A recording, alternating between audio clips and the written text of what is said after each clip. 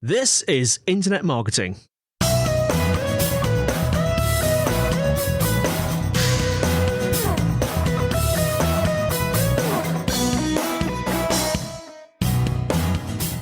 Hello and welcome to the Internet Marketing Podcast brought to you by Site Visibility. Today with me is Jenni Field, founder of Redefining Communications and author of Influential Internal Communication. Streamline Your Corporate Communications to drive efficiency and engagement. Welcome to the podcast, Jenni. Hello, Scott. Nice to be here. Oh, thank you. And thank you very much for your time today. So Redefining Communications was founded in 2017, and I know that was after a storied career in various communication roles. I'm interested because you've also been a public speaker, which I assume you haven't been doing so much of over this last year. But you'd be surprised. But you've applied a lot of those skills to your podcast, Calm-Edged Rebels. And so I'm really looking to discuss today the whole concept of internal communications and how to influence and improve internal communications at work. But before we go into the topic in detail, I kind of briefly mentioned a few things that you've done in your career there, but can you maybe describe to me how Redefining Communications come to fruition in 2017? Sure. So I have a degree in marketing, and having finished university, my first job was in the public sector. So I started work as a communications assistant, running a press office and editing magazines for the community, all those lovely bits and pieces. And after doing that for a few years, decided that I loved the media side of communications. So went off and became a media relations advisor for a large international defense company, which was brilliant because I was able to learn a lot about the trade press, learn a lot about the difference between public sector and private sector.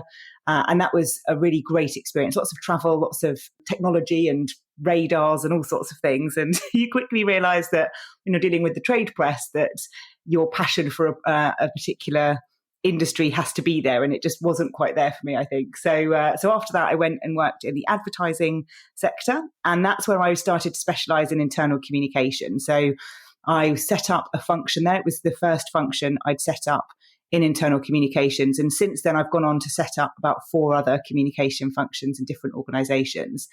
But it was there that I realized essentially my passion for internal communication and how you can impact people's lives at work, and how important it is to make sure that people are having a good time while they work. So I had about 18 months there. Then I went and worked in an agency that was an internal communications agency, and I was their business development and marketing manager. And then I went to London and worked as internal communications manager for a large hospitality business. And I was there for about 7 years. And I worked my way from internal communications manager for the UK up to the global head of communications after the organization floated. And that was an incredible experience. And I think when you're communicating with a workforce that's predominantly offline, so people serving coffee and baguettes in train stations and airports, you really understand the need for good communication. So from there, I was then headhunted and went to become communications director for a pharmaceutical company who was going through a large merger and acquisition. And I did about a year there, and then decided it was time to go and do something else. It wasn't a great cultural fit for me in that organization. And people had said to me for a long time that I should become a consultant and go out on my own. And it was very much a case of, if not now, when? So I took the deep breath and decided to launch Redefining Communications in June 2017. And I started the business with about 4 clients. And it's continued to grow, and it's been an incredible journey. I don't do anything that I thought I would do when I started the business, but that's the joy of running your own consultancy. And yes, it's been 4 years now, and it's very different to what I thought it would be, but it's hugely rewarding and fulfilling to be able to help different organizations explore the power of communication. Thinking your career through, what's really interesting to me as you spoke through that is that the communication skills and experience in public relations is very different, and the intent of those skills are very different in public relations versus advertising versus internal communications. Yeah. So it's kind of the full spectrum of communication experience that you have. And I'm really interested just to know, was there anything that motivated you to specialize in the internal communication part? I think it was just the ability to have more flexibility with it. So having done media relations for a while, it felt very fixed in terms of what you could do. There was a press release, there was a trade pack. It was very formulaic. And I think the creativity that comes with internal communication was something I really enjoyed, that ability to explore doing things creatively, differently. You know, how can we really engage these people in this latest initiative? How can we really make, behavior change as a result of this? And that's what I really enjoyed about it. After doing it inside an organization for about a year or so, working at an agency is probably what really cemented my passion for it. Because when you work in an agency, you kind of get more embedded in the industry, if that makes sense. So I was able to start networking, meeting people. I wrote a white paper on the use of social media in internal communication. And all of those things allowed me to sort of, I think, really experience what was possible and just get quite immersed in it as a profession. And with redefining communication, so during this episode, we'll get a real good feel for the services that you offer and who you help. But in your own words, do you just want to provide a summary before we go into some of the detail of the podcast? Yeah, so I always say that I help organizations, leaders and teams essentially go from chaos to calm. And we do that in a variety of different ways. So I have the model that I created, which is the Field model, and another tool called Panoptic, which helps us really diagnose what's going on inside organizations. But alongside that, we also work as an extension of a team. So if people need some extra support on a project or they need some additional skills to upskill the team, we'll go in and do that.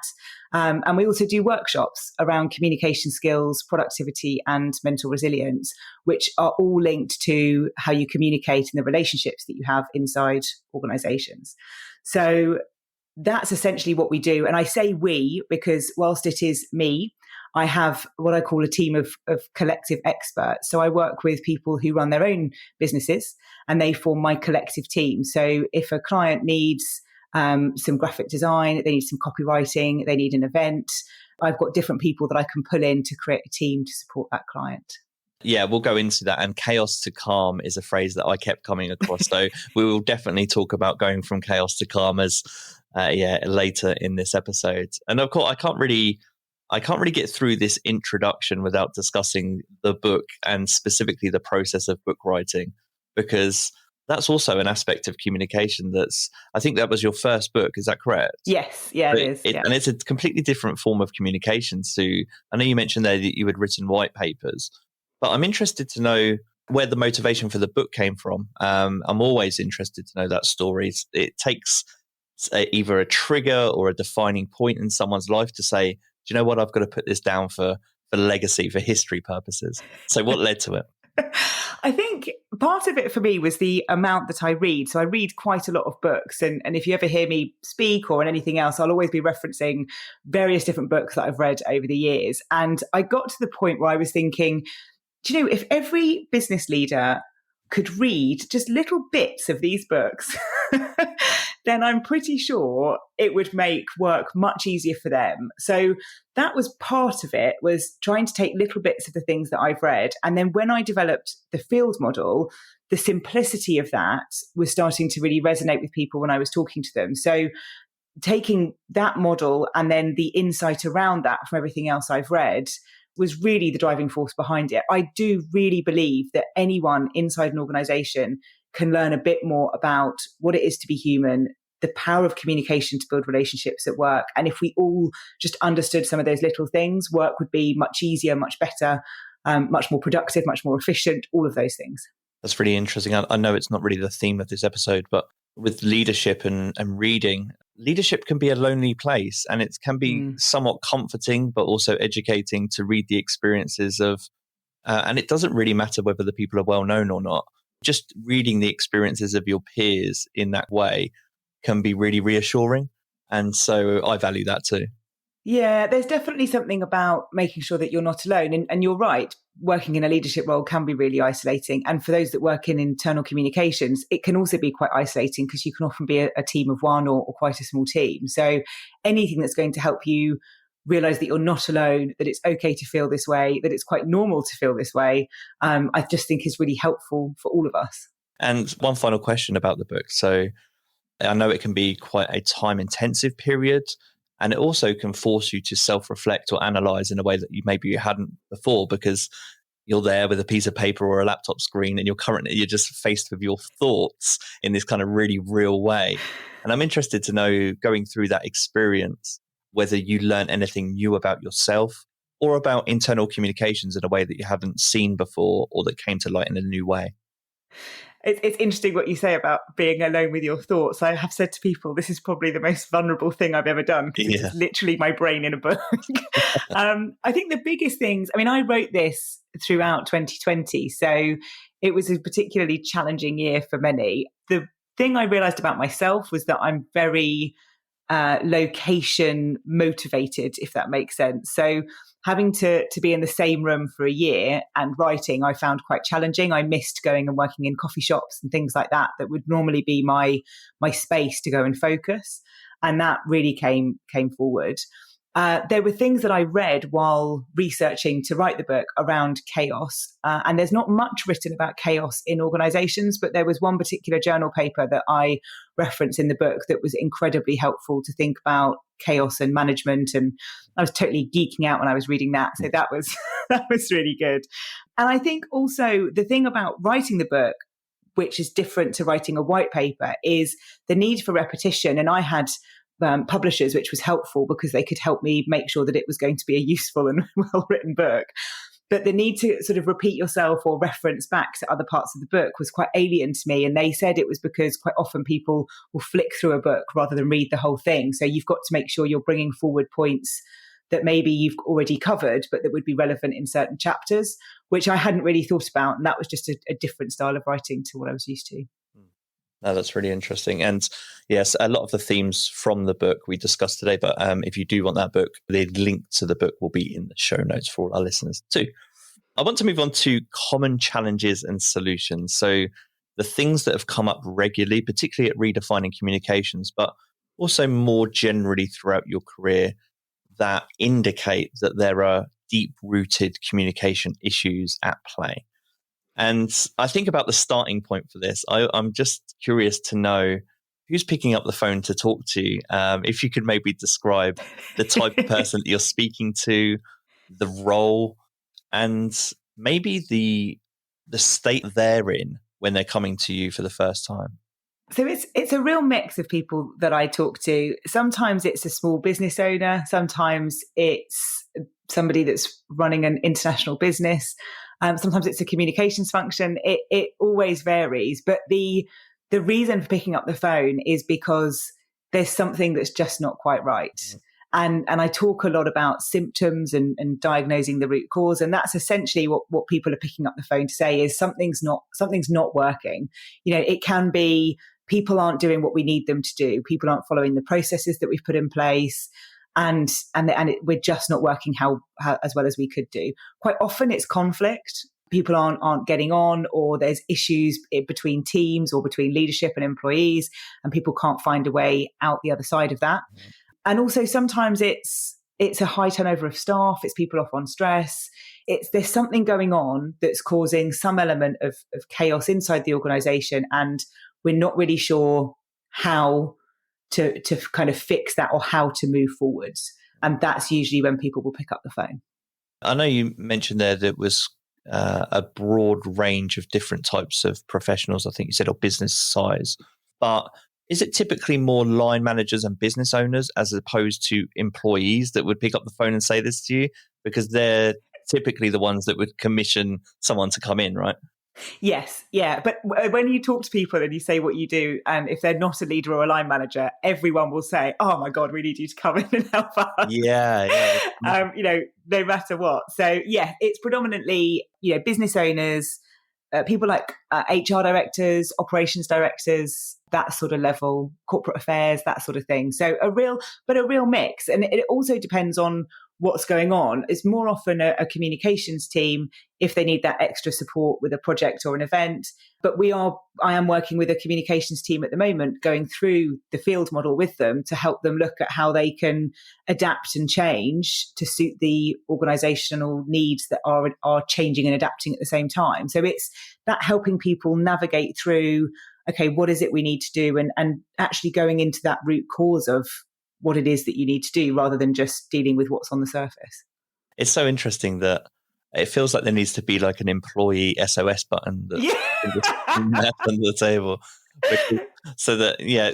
Because it's admirable that there are leaders and business owners there and CEOs and that will pick up the phone and say, hey, we've got a problem. And that's what you're looking for from leadership. You're looking for people to identify when there's something that they can't fix themselves as a team.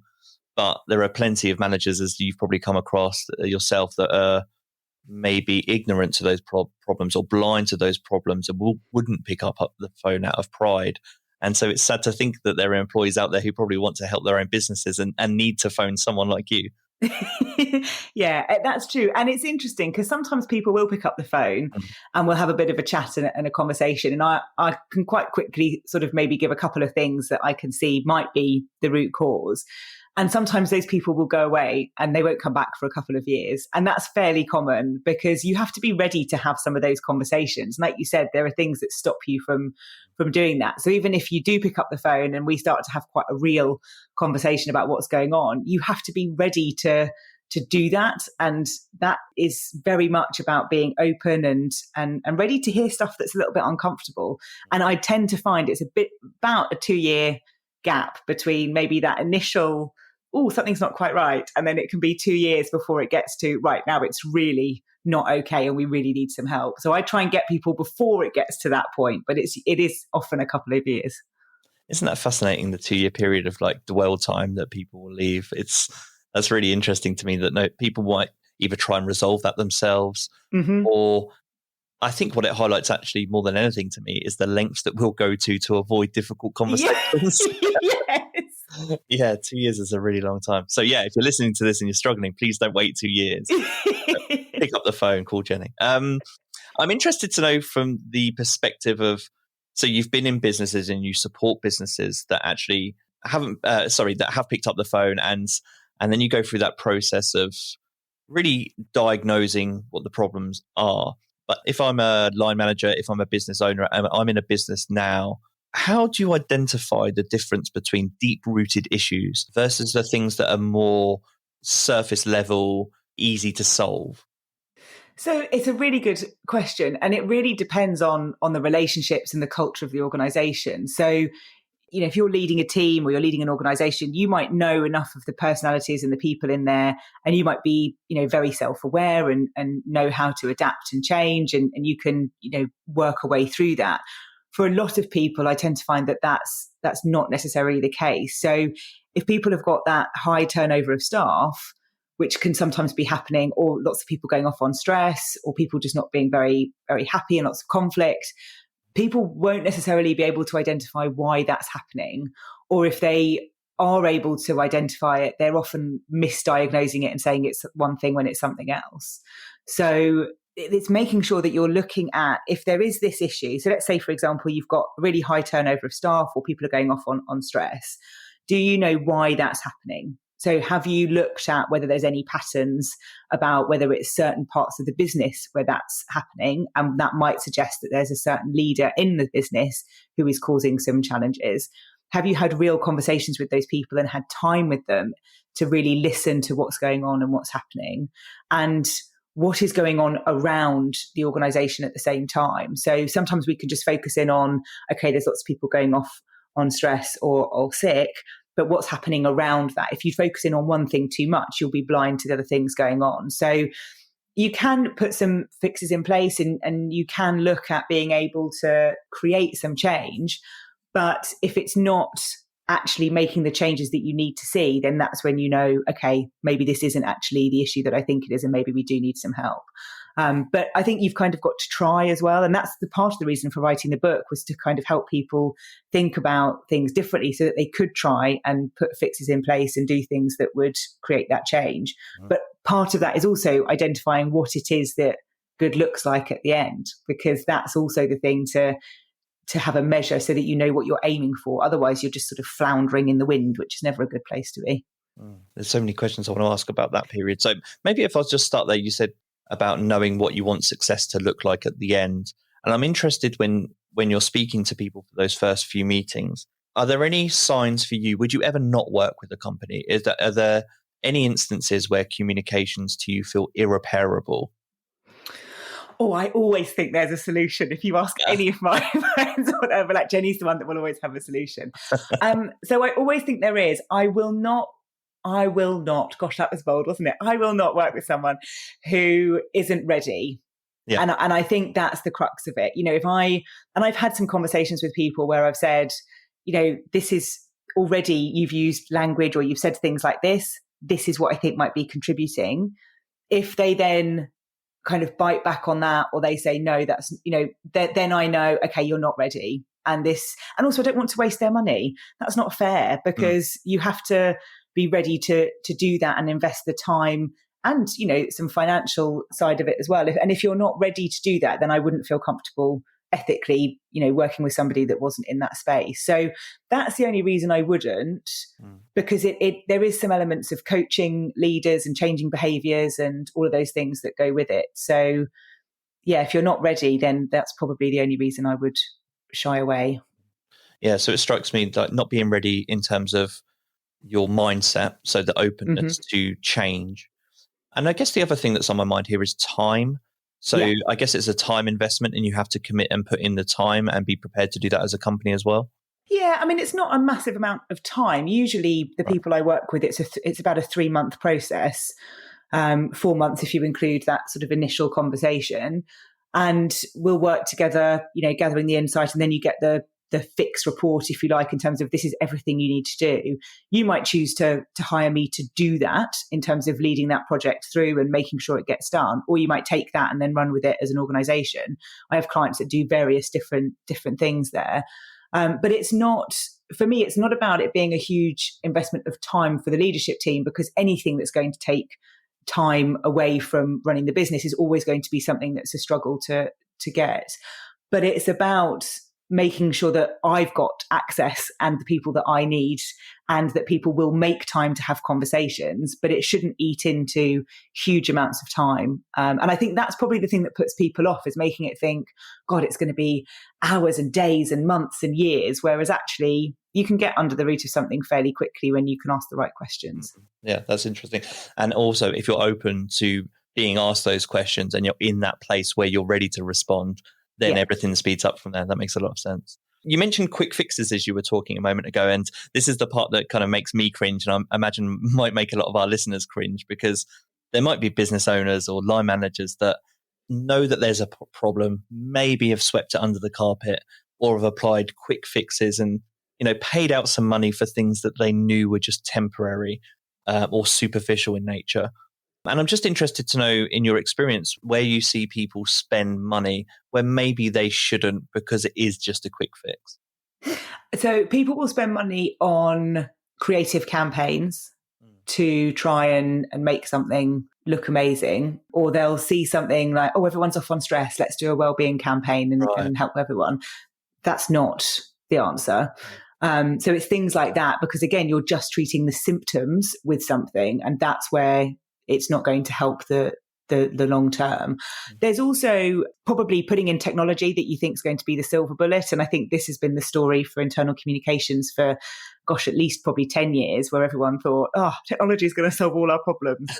And it doesn't. And data year on year will tell you technology is not the answer. So I think that's the other thing, is thinking that we'll just invest in some tech and then that will solve everything, when it's much bigger than that. So they're probably the biggest things that I see people doing. And also just keeping on hammering the same things. So I've worked with people where we've got a process for this, and I'll say, well, that process clearly isn't working because people aren't following it. Yeah, but they just need to follow it. Well, maybe the process needs to change, because people will follow something if it makes their jobs easier. If you're making things harder, then we need to have a look at that. But they'll just keep hammering this process, and it's the right process, it's the right process. And I've gone in, pre-2020, gone into offices and just ripped processes off the walls and said, we've got to start again, because you can't keep hammering that same nail. It's not going to work. And I think that's what is a waste of time and money, just keeping on doing the same thing and expecting a different result. That's interesting. I think that's great advice. Thank you. And you also mentioned about the breadth of type of organizations that you work with, both small and larger. And I was thinking about this myself, having worked in bigger companies and smaller companies, and I'm currently in a small agency. And I suspect that the communication issues that you try to solve change quite a lot as a company grows. So I'm really just curious to know whether that assumption is correct. Do you face different types of communication challenges as a company grows, or does it remain the same?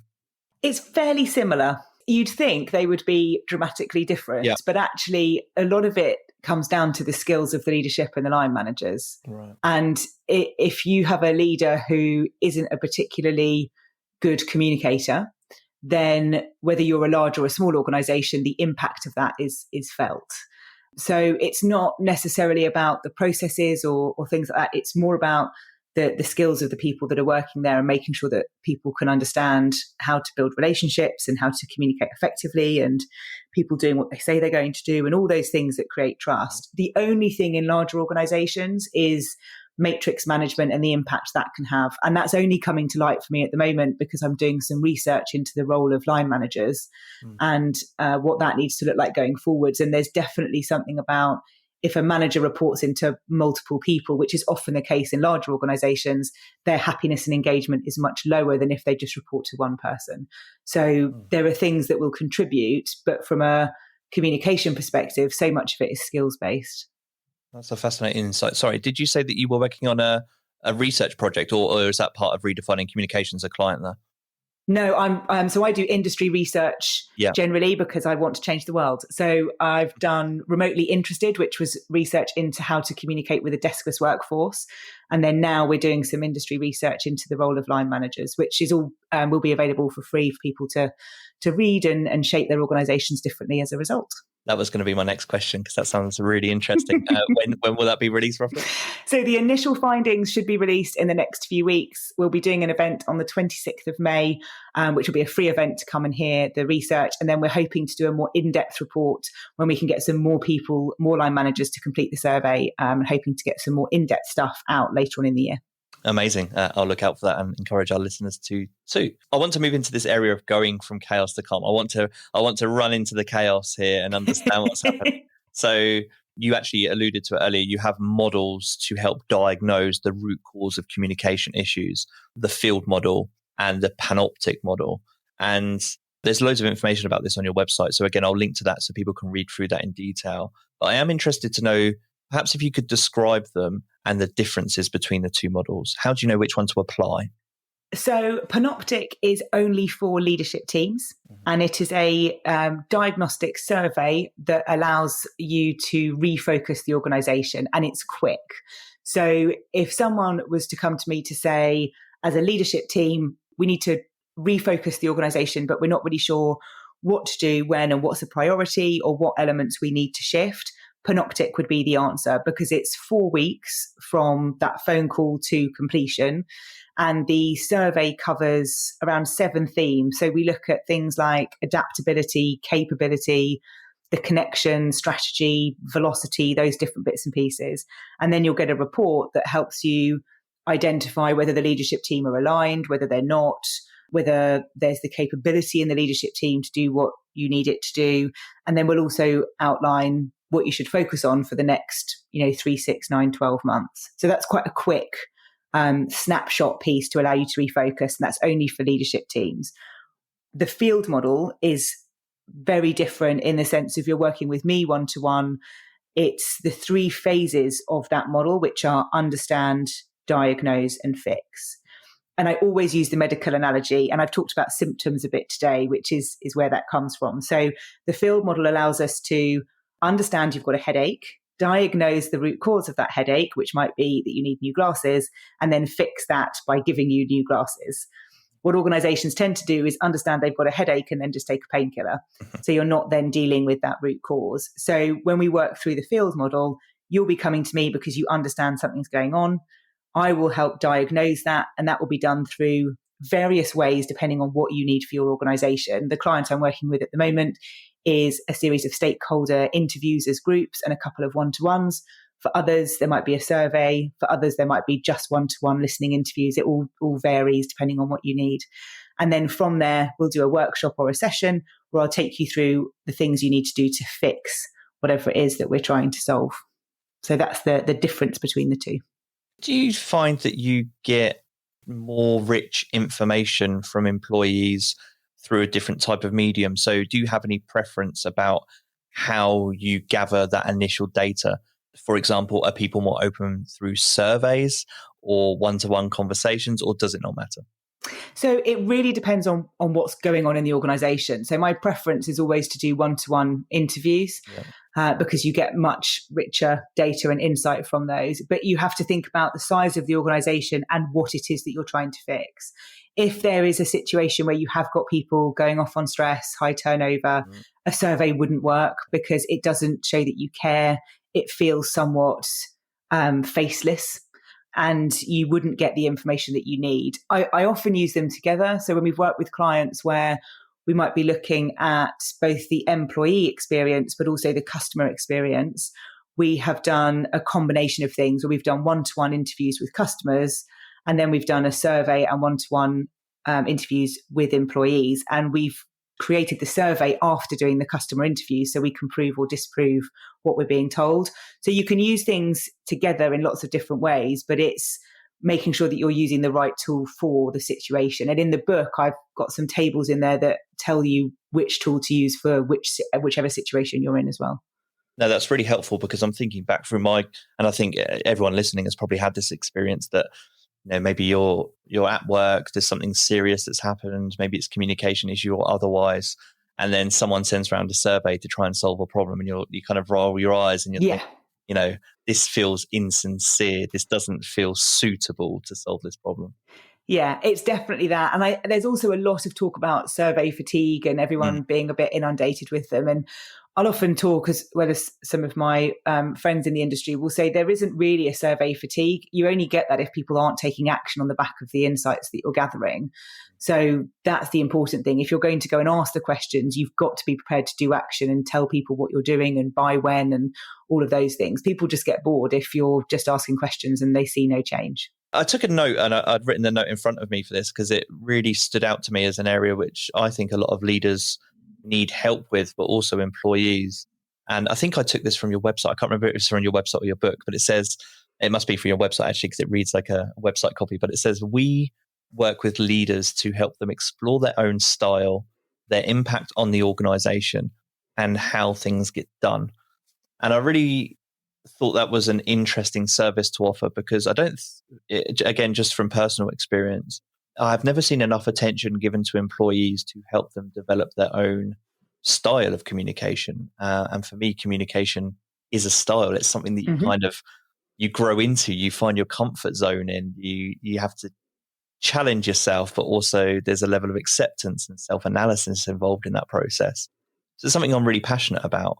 And I was thinking about this and thinking, well, it's one thing to work with a leader to help them explore their own style and help them reflect on the impact that has on an organization.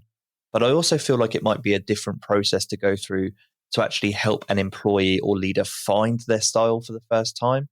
And I was just interested to know whether you kind of offer both of those services and how they might differ. Yeah, so I do, and they probably differ in a fairly sort of simple way, which I hadn't realised until we were having this conversation. So I do a lot of work coaching leaders and helping them explore how they communicate, things that they say, things that they do, how aligned they are, helping them identify where they might be leaving people feeling anxious and in a state of ambiguity. So it's more coaching for leaders. We do workshops on impactful communication skills, and that is generally run with employees. So there's some theory around how to communicate effectively, and there's sort of 6 keys to impactful communication.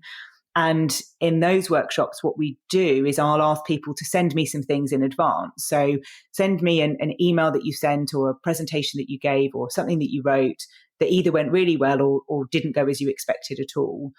And give me a bit of that context. And then I'll review those things. In the workshop, we'll go through the theory, and then we will then look at the pieces of work that they sent in advance, because then you can see how things need to change or adapt based on what you've learned from a theory perspective. But so much of that is about identifying what's acceptable to you and what's not acceptable to you from a communication and relationship perspective. And that's where things like the resilience workshops and the productivity workshops come in place, because so much of that is about boundaries. So much of that is about identifying how you want to communicate, how you want to have those relationships at work, and what's acceptable to you. So all of that is about finding your style and what works for you. And that just takes a little bit of time, but there's quick things you can do. And people will be quite quick to say, oh God, yeah, no, I hate, I never listen to voicemail. This is probably me talking, to be honest, but they'll say, oh, I don't like listening to voicemail, or I don't like calling people.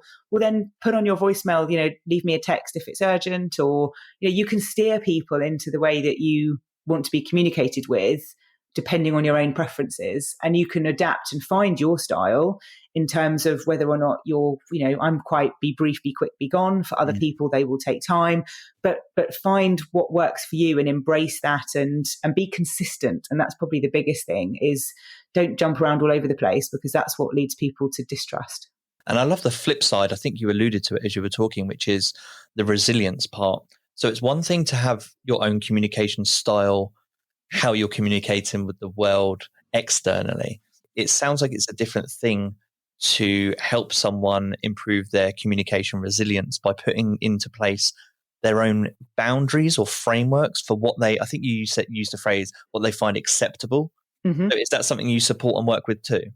Yeah, so we do resilience workshops for various different clients, which is helping people just think about the relationships at work and what they're doing to make sure that those relationships are working effectively. And so much of that is through communication. So I always talk a bit about the brain and how the brain works and how we're built as human beings, and how that links to our relationships at work and how that links to communication, because it's all interlinked. And I think if we don't explore some of those things, then it becomes very difficult to communicate effectively at work. So if you were working and you had a to-do list that was, 20 things on it, you're feeling really overwhelmed, people keep ringing, your boss is then asking for something else, someone else has said, can you do this? Because they're off on holiday. And before you know it, you've got all these things to do. It's incredibly overwhelming. And you're at that risk of absolutely kind of folding in on yourself. Now, all of those things can be overcome with better communication. It's just a case of knowing what to say it, how to manage time, how to have those sort of boundaries in place to do that. But all of it comes from conversation. And I think that's so often forgotten at work, that it's being able to have that courage sometimes to say, I can't do this.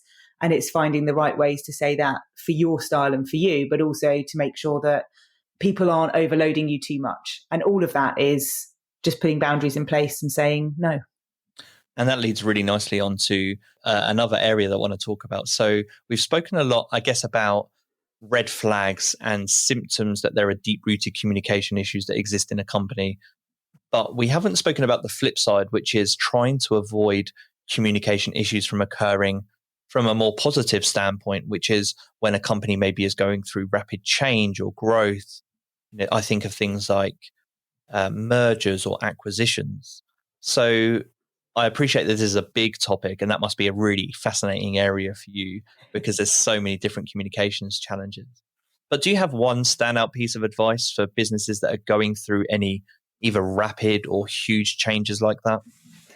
I think if you're going through rapid change, then it's just about putting things in place that allow you to keep that communication going. So whenever I've done work on mergers and acquisitions, it's always about getting some of those basics right. So making sure people know what the impact is of that in terms of their ability to do their work, the policies, some of the more HR related things. You can't jump into the excitement if the basics aren't there, because people won't be ready to be excited. Even if you've been working on it for years or months, everyone else might not know about it until right now. So those are the things to think about, to make sure that you're not trying to celebrate something when people are worried about what that impact is for them. There's also, for me, a distinction to be made between a merger and an acquisition, and we lump them together quite generally in business, but they are fundamentally quite different things, and they will feel different to people. If you are genuinely merging with another organization, that will feel very differently to somebody acquiring you. And recognizing that and calling that out and being open about that, I think, is really important from a cultural perspective as well. And One chaotic question for you that I've been thinking about a lot lately, or potentially chaotic, is political and social views and how that impacts communication in the workplace. And I'll give you a bit of context as to why I'm thinking this, is that I think I grew up with this idea, both from parents and peers, that politics and those social views are just things that you don't discuss in the workplace. You go to work, you kind of do your job, and those kind of things don't get discussed. But I'm in a team of mostly millennials, and it's just a different world, and where those things are discussed more and you can't avoid them. Everyone's got on social media. People follow each other on social media. You have a greater exposure to what people's beliefs and belief systems are. And I think that has the potential to cause communication issues in the workplace, but I also think that has the potential to create great culture too. And my question is just, do you see that yourself? Have you seen that over your period of time working in communications, that's become either an increasing issue? Is it even an issue at all? I think it is a bit of an issue. I think there's probably been some recent topical news on the subject for some organisations trying to shut down, political and social views being shared. But and it is different. You're right. I mean, I was brought up with, you don't talk about your salary, you don't talk politics, you don't talk religion, and I stick to those rules predominantly through the social media channels that I'm on. I generally don't talk about politics. I generally don't talk about religion. But I also am increasingly aware that I want to have a voice and should have a voice on things like diversity and inclusion. Now, and then you could argue that those things are political and societal as well. So I think there is identifying for yourself where you're comfortable having those conversations. And for an organization, you can't close those conversations down because, again, we need to shift and recognize the fact that we are one person. Who I am at home and who I am at work has had a huge context collapse in the last year anyway, but that is just one. So for me, if I was working in an organization and somebody wanted to have a discussion about religion, now I might choose not to take part in that discussion because I'm not comfortable talking about it. I have certain views that I don't want to share. That's absolutely fine. And I can say, this isn't really a conversation for me, so I'm going to go somewhere else.